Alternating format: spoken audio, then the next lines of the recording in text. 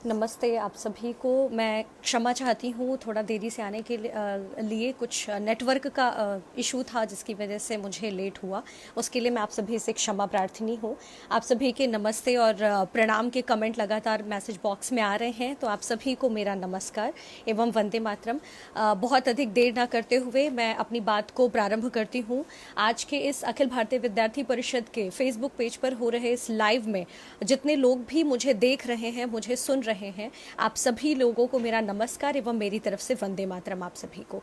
आज हम सभी देख रहे हैं कि कोरोना के इस काल में जब कोविड-19 की इस वैश्विक महामारी के दौरान पूरे देश भर में एक जो लोगों के भीतर कहीं नकारात्मकता का भाव उत्पन्न होता, तो वहीं हम देख रहे हैं कि हमारे देश में सकारात्मक मार्ग पर चलते हुए किस प्रकार से देश के विद्यार्थी, देश के नागरिक, देश के युवा इस आपदा को भी अवसर में परिवर्तित करते हुए कोविड-19 की इस परिस्थिति को उन्होंने आपदा को इस अवसर में परिवर्तित करते हुए वो लगातार आगे बढ़ रहे हैं। आज आत्मनिर्भर भारत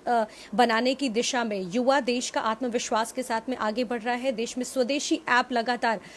बन रहे हैं और उनका प्रयोग भी देश के लोग कर रहे हैं। साथ ही हम देखते हैं कि जन जन की भावनाओं के अनुरूप अयोध्या में राम जन्मभूमि स्थान पर भगवान श्री राम लला का भव्य राम मंदिर बनने की नींव अब रख उठी है और मंदिर बनना प्रारंभ हो गया है। जो राष्ट्रीय शिक्षा नीति नई राष्ट्रीय शिक्षा नीति 2020 जो अभी आई है, वह भी इस देश के छात्रों के अनुरूप, इस देश के अभिभावकों के अनुरूप एक ऐसी राष्ट्रीय शिक्षा नीति हम सभी को देखने को मिल रही है जो प्रत्येक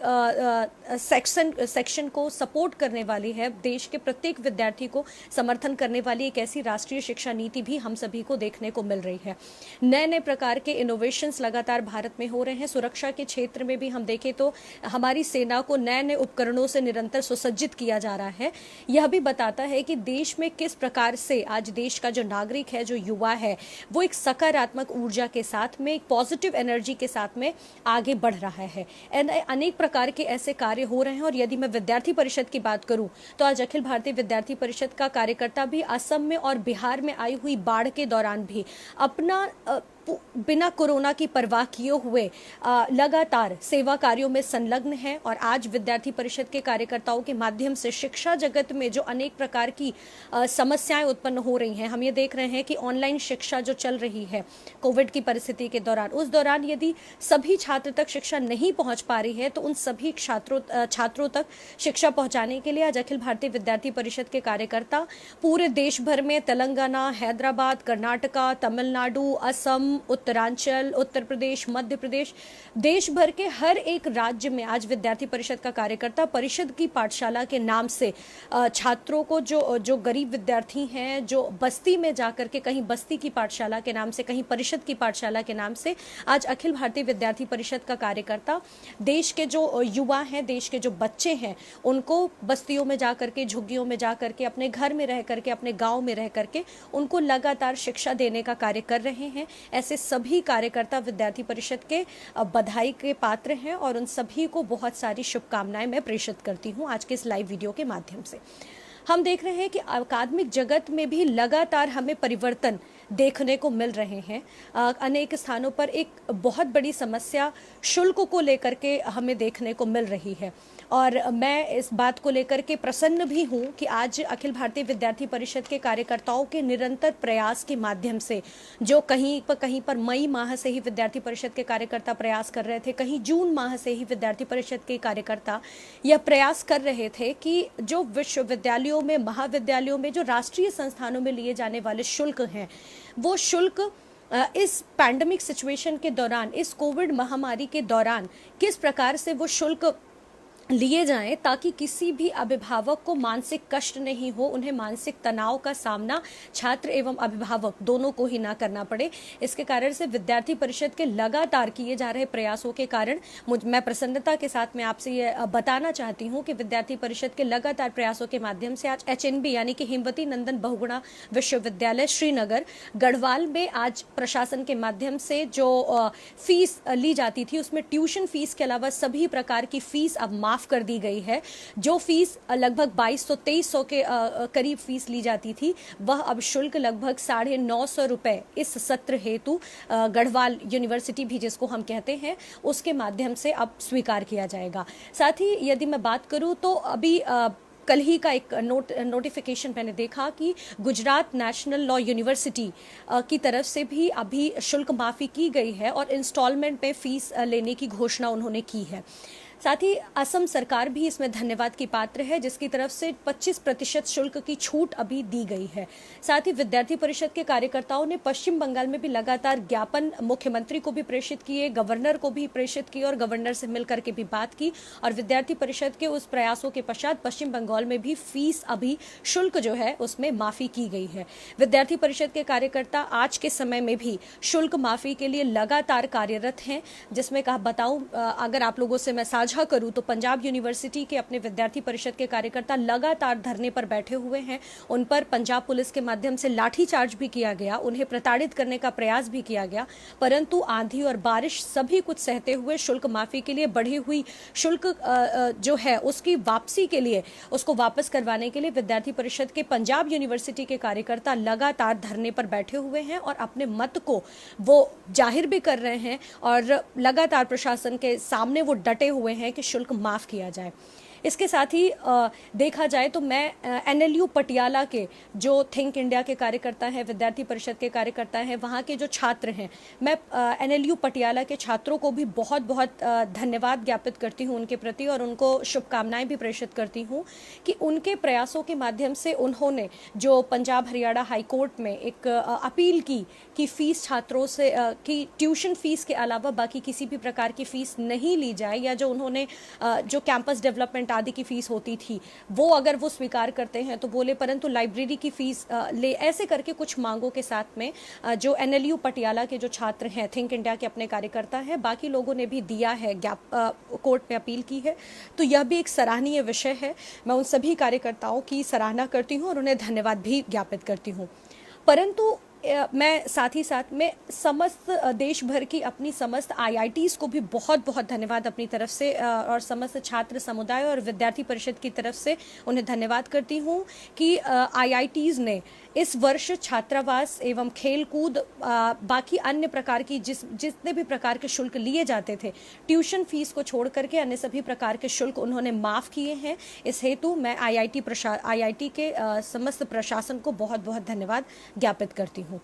परंतु एक हमें यह भी देखने को आ रहा है कि जहां पर कुछ ऐसे शैक्षणिक संस्थान हैं, जिन शैक्षणिक संस्थानों ने, राष्ट्रीय शैक्षणिक संस्थानों ने शुल्क माफ किया है, छात्रों की, अभिभावकों की उस पीड़ा को समझने का प्रयास किया है, जो एक शैक्षणिक परिवार की कल्पना अखिल भारतीय विद्यार्थी परिषद करता है, जिसमें शिक्षक, शिक्षाविद, शिक्षार्थी होते हैं और साथ में अब आज की परिस्थिति में अभिभावक भी जिनमें सम्मिलित हो चुके हैं। ऐसी परिस्थिति में जब अन्य शैक्षणिक संस्थान इस शैक्षणिक परिवार की महत्ता को समझ रहे हैं, तो वहीं कुछ ऐसे शैक्षणिक संस्थान भी हैं जो छात्रों को और छात्रों के साथ साथ में जो बाकी छात्रों को और अभिभावकों को भी मानसिक तनाव, उन्हें मानसिक पीड़ा प्रदान करने का कार्य कर रहे हैं। ऐसे ही यदि हम देखें तो आईआईएम यानी कि इंडियन इंस्टीट्यूट ऑफ मैनेजमेंट जो है, उनमें यदि देखा जाए तो वो हर वर्ष शुल्क में वृद्धि करते हैं, परंतु एक ऐसी वैश्विक महामारी के काल में जहां मानसिक तनाव से व्यक्ति ग्रसित हो सकता है, ऐसे समय में भी आईआईएम के माध्यम से लगातार फीस वृद्धि की जा रही है और ये बहुत ही सोचनीय विषय है और मैं कहती हूँ निंदनीय विषय भी है कि वो किसी भी व्यक्ति की पीड़ा को नहीं समझ पा रहे हैं। आज आईआईएम लखनऊ के द्वारा 36% की फीस वृद्धि की गई है। आईआईएम बैंगलोर में 10% की फीस वृद्धि की गई है। आईआईएम कलकत्ता में 7% की फीस वृद्धि, तो वहीं आईआईएम रोहतक में 13% और आईआईएम नागपुर में 10% की शुल्क वृद्धि की गई है। इसी प्रकार से IIM Trichy, IIM Udaipur, IIM Jammu, IIM Sirmaur सभी स्थानों पर लगातार इस वर्ष भी शुल्क में वृद्धि की गई है और यह दिखाता है कि उनके प्रशासन का यह अमानवीय रवैया है, यह अमानवीय कृत्य है, जिन्हें यह समझना चाहिए कि आज इस वैश्विक महामारी के दौरान जब प्रत्येक परिवार कहीं ना कहीं अर्निंग सोर्स के लिए परेशान है, या वह कहीं ना कहीं एक मानसिक पीड़ा से, मानसिक तनाव से गुजर रहा है। तो ऐसे समय में 36% यानी कि 36% तक की शुल्क वृद्धि करना यह अपने आप में अमानवीयता को, उस प्रशासन की असंवेदनशीलता को दर्शाता है। इस कारण से मेरी आईआईएम के प्रशासन से यह अपील है, और मैं ये उनसे कहना चाहती हूँ कि आप कृपया सचेत हो जाइए और शैक्षणिक परिवार के उन अभिभावकों, उन छात्रों के मानसिक तनाव की, उनकी मानसिक स्थिति को समझते हुए संवेदनशीलता के साथ में अपने इन बढ़ाए गए शुल्क को वापस लीजिए और पुराने शुल्क के आधार पर ही छात्रों का एडमिशन आप कराइए इस सेमेस्टर में। यह हमारी अपील है। इस कोविड-19 की विशेष परिस्थिति को देखते हुए कुछ प्रकार के सुधार करने की आवश्यकता है। शुल्क वृद्धि के दौरान वह बहुत अधिक रूप से ध्यान देने की आवश्यकता है। हम यह भी देख रहे हैं कि आज दिल्ली सरकार के माध्यम से जो कॉलेज चलाए जाते हैं, उनमें भी कुछ कॉलेजेस ऐसे हैं जिनमें 4-4 महीनों से टीचर्स की पेमेंट नहीं पे की गई है, उनका वेतन नहीं दिया गया है। यह भी एक सोचनीय विषय है। इस दिशा में भी सोचने की बहुत अधिक आवश्यकता है आज। और साथ ही मैं यही अपील करना चाहती हूँ उन सभी शैक्षणिक संस्थानों से जो लगातार फीस वृद्धि कर रहे हैं, जो फीस लगातार लेने का प्रयास कर रहे हैं, कि वह छात्रों को असहाय न महसूस होने दें। वह छात्रों को यह फील ना कराएं कि छात्र असहाय हो चुका है, उसके पास कोई मार्ग नहीं शेष अब रह गया है। वह शैक्षणिक संस्थान व संवेदनशीलता को समझें तथा समाज में भी सकारात्मक ऊर्जा का संचार इस प्रकार से हो पाए, इस दिशा में शैक्षणिक संस्थानों को आज सोचने की आवश्यकता है। और इस प्रकार से विद्यार्थी परिषद आज इस शुल्क के संबंध में अपनी एक सीधे तरीके से अपनी मांग आज के इस लाइव वीडियो के माध्यम से प्रस्तुत कर रहा है, और वह यह है कि किसी भी प्रकार की ट्यूशन फीस में, किसी भी प्रकार की फीस में वृद्धि विद्यार्थी परिषद का कार्यकर्ता स्वीकार नहीं करेगा। साथ ही साथ में जो ट्यूशन फीस अलग अलग शैक्षणिक संस्थानों में ली जा रही है, वह ट्यूशन फीस आज इंस्टॉलमेंट के माध्यम से ली जाए, यानी कि वर्ष भर में 2 इंस्टॉलमेंट, 3 इंस्टॉलमेंट के रूप में वह फीस ली जाए, ताकि अभिभावकों के ऊपर एक साथ में बर्डन ना पड़े शुल्क जमा करने का। साथ ही जो मिसलेनियस फीस, यानी कि जो इंडोर आउटडोर गेम्स, छात्रावास, कैंपस डेवलपमेंट सेल, उसके अलावा में जो अलग अलग प्रकार के चार्जेस, यानी कि मैगजीन, कल्चरल प्रोग्राम्स को लेकर के, न्यूज़पेपर के विषय में, टीवी रूम के बारे में, अलग अलग प्रकार के जो शुल्क शैक्षणिक संस्थानों के माध्यम से लिए जाते थे, यह विद्यार्थी परिषद की स्पष्ट मांग है कि ऐसे मिसलेनियस जो चार्जेस, जो मिसलेनियस फीस ली जाती थी, वह इस सत्र में ना ली जाए, कोविड-19 की परिस्थिति को ध्यान में रखते हुए। यदि शैक्षणिक संस्थानों के माध्यम से लाइब्रेरी की फीस ली जा रही है, तो ऑनलाइन एक्सेस छात्रों को प्रदान किया जाए, ताकि वो ऑनलाइन अपने घर पर बैठ करके स्पष्ट तरीके से लाइब्रेरी की पुस्तकों का प्रयोग कर सकें। यह विद्यार्थी परिषद की मांग है। साथ ही साथ में विद्यार्थी परिषद की एक अन्य मांग यह भी है कि जो पिछले वर्ष, चूंकि छात्रों ने पिछला जो सत्र आरंभ हुआ जनवरी में, छात्रों ने जनवरी से लेकर के जून और जुलाई तक के शुल्क, यानी कि छात्रावास के शुल्क और बाकी समस्त प्रकार के जो मिसलेनियस फीस है, वह सभी प्रकार के शुल्क जो देश के छात्र हैं, देश के विद्यार्थी हैं, उन्होंने जमा किया। परंतु जब मार्च के माह आया और मार्च के माह में जब लॉकडाउन घोषित किया गया कोरोना महामारी के कारण, तो वो समस्त छात्र कुछ छात्रों को छोड़ करके बाकी समस्त छात्र छात्रावासों को छोड़ करके अपने अपने घरों में हैं आज। और ऐसी परिस्थिति में जब उन्होंने यूनिवर्सिटी के संसाधनों का प्रयोग मार्च से लेकर के जून माह तक नहीं किया है, तो उनके उस समस्त प्रकार की मिसलेनियस फीस का जब उन्होंने उपयोग नहीं किया, तो वह कहाँ गई। इस कारण से विद्यार्थी परिषद की यह स्पष्ट मांग है कि ऐसे समस्त प्रकार के चार्जेस जो पिछले सत्र में लिए गए थे, वह समस्त प्रकार के चार्जेस छात्रों को वापस किए जाएं उन्हें, ताकि एक जो मानसिक पीड़ा से वो गुजर रहे हैं, या मानसिक पीड़ा, जो मानसिक तनाव जो उन्हें हो सकता है, वह दूर हो सके। इसी प्रकार से मेडिकल के छात्रों की भी जो समस्याएं हैं, उनके भी समाधान के लिए आज लगातार विद्यार्थी परिषद अपने दृष्टि से पूरे तरीके से कार्य कर रहा है। तो यह विद्यार्थी परिषद का फीस के संबंध में स्पष्ट रूप से मांग है, और मैं पुनः उसे दोहराना चाहती हूं कि किसी भी प्रकार की शुल्क में वृद्धि विद्यार्थी परिषद का कार्यकर्ता स्वीकार नहीं करेगा। और जो भी शैक्षणिक संस्थान आज शुल्क में वृद्धि कर रहे हैं, वह यह जान ले कि विद्यार्थी परिषद की दस्तक विद्यार्थी परिषद के आंदोलनों की आवाज आपके शैक्षणिक संस्थान के गेट पर, आपकी प्रशासनिक बिल्डिंग के नीचे विद्यार्थी परिषद के उन आंदोलनों की आवाज आपको बहुत जल्द सुनाई दे जाएगी। अतः आपसे अनुरोध होगा कि आप अपनी बढ़े हुए उस शुल्क को वापस ले ले, ताकि छात्रों को मानसिक पीड़ा से ना गुजरना पड़े। मिसलेनियस चार्जेस जो लिए जाते थे, इंडोर आउटडोर गेम्स के चार्जेस, छात्रावास के चार्जेस, बिजली और पानी का जो शुल्क लिया जाता था, जो मैगजीन सांस्कृतिक कार्यक्रमों के चार्ज जो लिए जाते थे, जो मेंटेनेंस के चार्ज लिए जाते थे, जो कैंपस डेवलपमेंट के चार्जेस लिए जाते थे, वो समस्त प्रकार के चार्ज इस सत्र में कोविड-19 की इस महामारी को देखते हुए प्रशासन के माध्यम से ना लिए जाएं। यह भी एक विद्यार्थी परिषद की मांग है। लाइब्रेरी के बारे में विद्यार्थी परिषद ने पूर्व में ही कहा कि लाइब्रेरी का एक्सेस यदि उसके चार्ज लिए जा रहे हैं तो ऑनलाइन लाइब्रेरी यूज करने की, ऑनलाइन लाइब्रेरी का उपयोग करने की सुविधा छात्रों को पूर्ण रूपेण प्रदान करनी चाहिए। यह विद्यार्थी परिषद की मांग है। मैं उन समस्त शैक्षणिक संस्थानों से यह कहना चाहती हूं कि आप सभी एक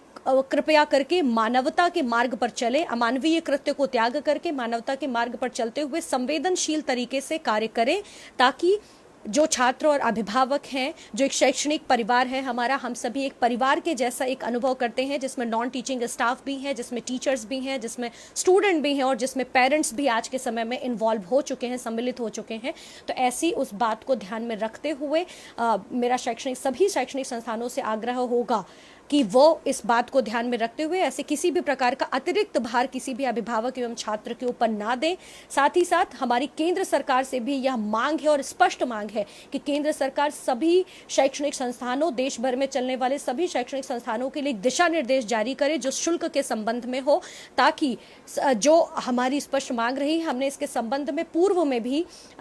शिक्षा मंत्रालय को, साथ में प्रधानमंत्री जी को भी ज्ञापन सौंपा और शिक्षा मंत्रालय को सौंपे गए, प्रधानमंत्री जी को सौंपे गए उस ज्ञापन में विद्यार्थी परिषद ने यह अपील की थी, यह मांग की थी अपनी कि इंस्टॉलमेंट में फीस पे करने का एक ऑप्शन, एक मार्ग अभिभावकों को मिलना चाहिए। तो वही हमारी अपील होगी कि पुनः हम राज्य सरकार से यह मांग करते हैं, केंद्र सरकार से यह मांग करते हैं कि केंद्र सरकार सभी शैक्षणिक संस्थानों को दिशा निर्देश जारी करे, ताकि जो हमारी मांग है उसके आधार पर छात्रों से शुल्क लेने और जो शुल्क माफी की बात है वह संभव हो सके और समस्त छात्र तथा अभिभावक किसी भी प्रकार के कष्ट से गुजरने के लिए मजबूर ना होने पाए। या विद्यार्थी परिषद की मांग है। अंत में एक आह्वान के साथ में आज के मैं इस लाइव वीडियो को समाप्त करूंगी। जिस प्रकार से विद्यार्थी परिषद के कार्यकर्ता आज परिषद की पाठशाला के माध्यम से लगातार अपने अपने घरों पर रह करके 20 छात्र, 25 छात्र, 15 छात्रों को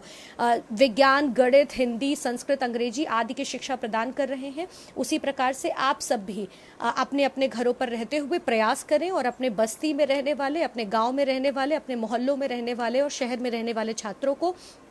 शिक्षित करने का प्रयास करें। इसी के साथ मैं अपने इस लाइव वीडियो को समाप्त करती हूँ। वंदे मातरम, भारत माता की जय।